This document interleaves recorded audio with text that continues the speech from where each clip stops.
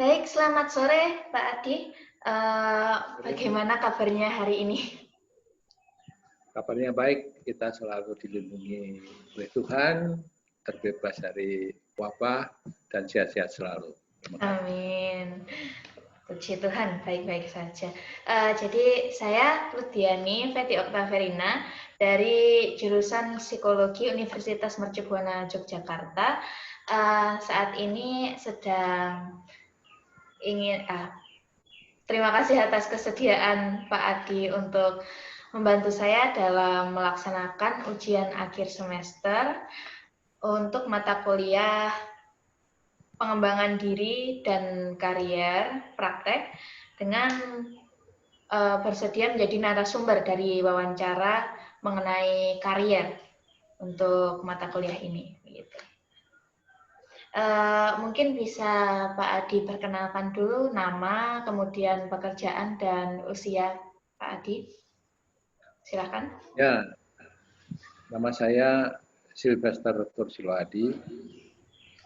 Saya bekerja di Pusat Penelitian Kimia LIPI yang lokasi di Serpong, Tangerang Selatan, Banten. Saya bekerja sebagai peneliti. Saya menduduki sekarang peneliti ahli utama dan usia saya sekarang pas 60 tahun. Jadi saya bekerja sekitar 34 tahun. Oh iya, Begitu. baik, terima kasih atas perkenalan dirinya. Jadi mulai kita langsung masuk ke pertanyaan ya Pak Adi. Jadi Ya. bagaimana strategi Pak Adi mengawali karier Pak Adi hingga sampai menjadi peneliti utama ya seperti sekarang ini? Ya. Jadi untuk mengawali karier, awalnya memang saya dulu kerja di swasta, di mana di pabrik farmasi PT Arko. Nah, terus saya kemudian pindah ke pusat penelitian kimia LIPI. Untuk mengawali karir saya melihat kisi-kisi dari peneliti itu kayak apa sih? Peneliti itu harus gimana strateginya sehingga kita bisa menyenangi pekerjaan dan karier kita bisa menanjak dengan baik. Pertama, peneliti itu kan kerjanya memang harus banyak baca, banyak mengolah jurnal dan pendidikan. Di situ mengawali karier saya karena saya baru masuk waktu itu masih tenaga baru, peneliti baru, sehingga saya melihat peluang di situ. Yang pertama yang kerja harus pendidikan, karena sebagai peneliti itu paling tidak harus pendidikannya S3. Dari situ bagaimana kita bisa mencari beasiswa, karena tidak mungkin kita belajar dengan biaya sendiri.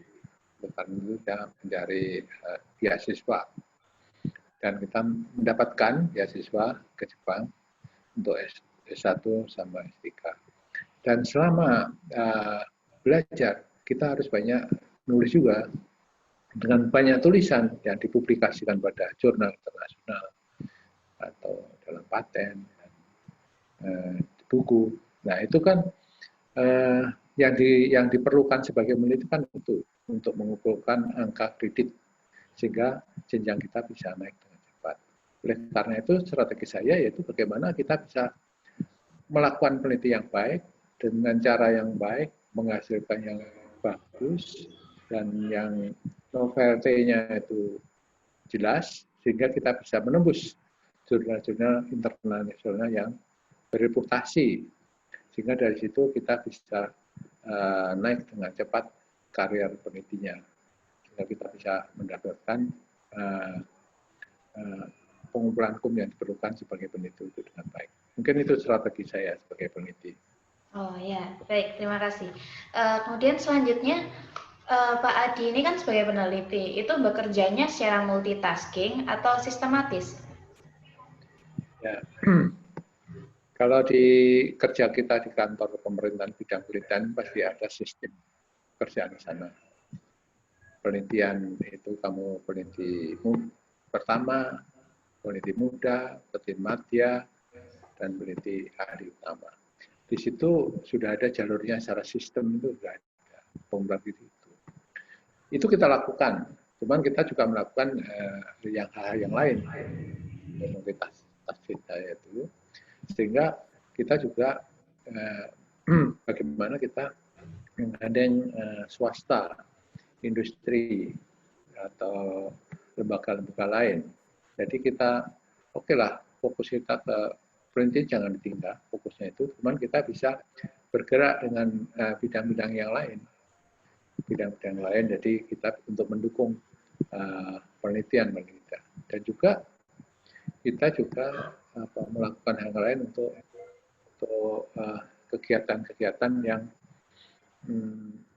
menjadi sport dari jadi tidak monoton untuk meneliti juga, cuman kita juga contohnya kita juga melakukan kerjasama dengan Universitas Indonesia sebagai pembimbing, sebagai penguji untuk S3, ya itu kita juga lakukan hal demikian sehingga kita bisa pekerjaan itu akan lebih kita capai dengan baik dan karier kita lebih melaju dengan pesat.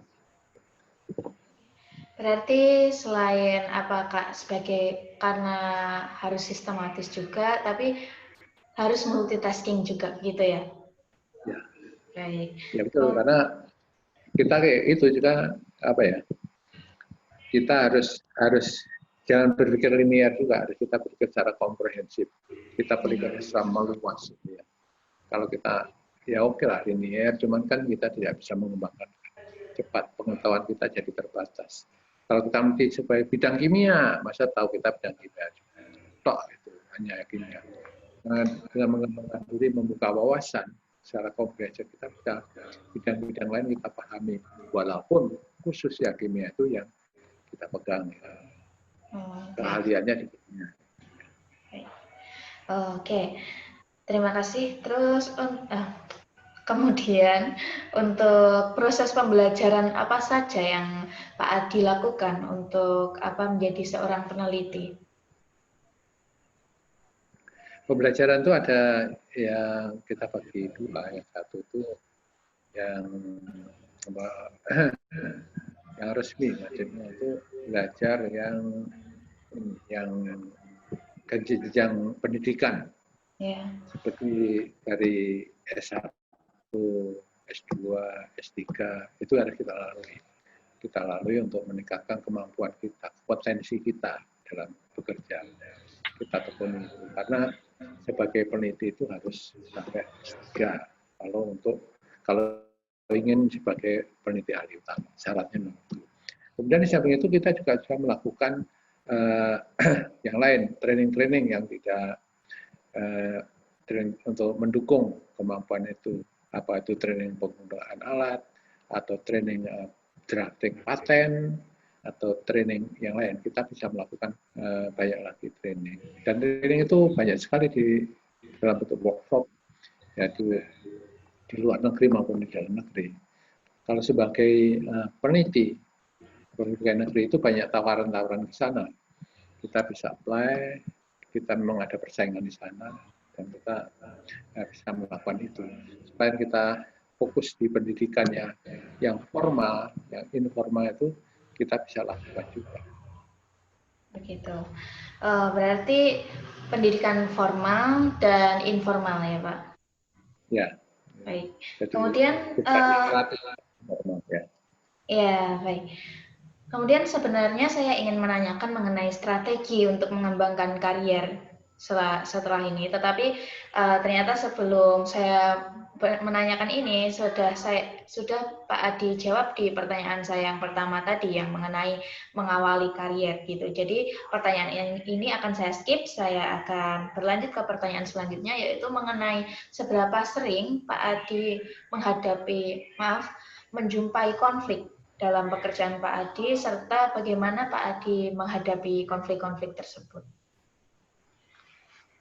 Ya, memang hubungan antara manusia itu pasti tidak terhindar akan terjadi konflik. Baik Konflik itu kan bisa timbul karena ada iri hati. Kalau kita dapat jabatan, yang lain iri, itu kan menimbulkan konflik. Dalam pekerjaan, tidak dilibatkan dalam proyek, itu kan jadi konflik. Memang kita itu bekerja harus terbuka. Dari awal kita jelaskan staf-staf kita itu harus lebih jelas. Proyek A, ini proyek A itu bisa dikerjakan orang ABC, DE nggak bisa karena bidangnya nggak beda. Cuman kan itu perlu kita jelaskan pekerjaan ini sehingga yang terlibat orang-orang ini. Gitu. Jadi kita ngasih tugas untuk kamu perjalanan dinas mana. Kenapa dia yang tunjuk? Karena ada konflik juga. Kita jelaskan. Memang kita untuk mengatasi konflik itu keterbukaan dari awal. Kita jelaskan. Ya, dan kita tidak boleh saling tertutup sehingga membicarakan di belakang. Itu saya nggak suka. Jadi lebih baik terbuka permasalahannya apa. Ya kita juga bisa mengintrospeksi diri kita. Kita sudah adil belum melakukan ini? Sudah bisa diterima enggak? Kalau dia nggak terima itu yang di mana yang nggak bisa? Itu memang harus keterbukaan. Keterbukaan itu sangat diperlukan dalam kerja tim, gitu ya. Oh, baik. Jadi dengan komunikasi dan keterbukaan itu tadi ya. Baik. Ya. Kemudian ini yang terakhir itu bagi manfaat dan ya benar, manfaat apa saja yang sudah Pak Adi berikan sebagai seorang peneliti untuk orang lain dan apa yang sudah Pak Adi berikan untuk menolong orang lain dengan pekerjaan sebagai peneliti itu atau mungkin masyarakat gitu. Ya, jadi karena penelitian itu ke orang lain langsung itu kan ya ada yang kena ada yang enggak. Maksudnya satu yang kita teliti bidang saya itu kan saya kimia tapi kimia di katalis. Katalis itu salah satunya untuk yang kemarin baru paten saya yang baru keluar, baru granted. Itu bagaimana mengubah minyak cengkeh menjadi vanilin. Vanilin itu kan bisa dipakai macam-macam, perasa makanan, apa. Dengan katalis yang saya ketemukan di paten saya itu bisa dikembangkan di industri. Pertama kita bisa membantu industri dalam mengembangkan pembuatan vanilin dan hasil vanilin itu bisa dipakai masyarakat. Kemudian untuk dulu mengembangkan katalis nikel itu untuk pembuatan margarin dari minyak sawit. Kita sudah mendapatkan itu. Dan nikel Indonesia itu mempunyai produksi nikel, tambangan nikel yang besar sekali di Surwaku. Kalau kita bisa mengembangkan diri kan nggak perlu impor. Itu bisa kita kembangkan. Dan kita bisa memproduksi nikel sebagai katalis untuk produksi reaksi-reaksi yang lain. Dan untuk yang mengenai masyarakat, mungkin di masyarakat yang utama masyarakat pendidikan ya, baik itu masyarakat S1 yang mahasiswa, S2, S3 yang kesulitan mendapatkan dana untuk penelitiannya.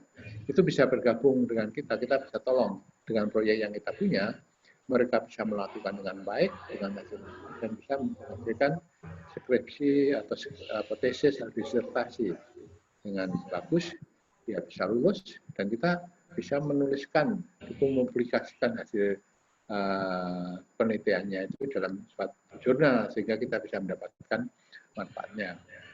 Dan memang penelitian itu impact-nya itu memang perlu waktu, tidak langsung kita dapat itu langsung ada dampaknya masyarakat. Dan dampak penelitian ini memang diketahui berapa tahun kemudian. Jadi tidak langsung itu ya. Memang itu perlu pengembangan dari lab, hasil lab, pengembangan ke skala produksi, skala industri, dari industri produksi besar, lah itu manfaatnya, dampaknya kepada masyarakat.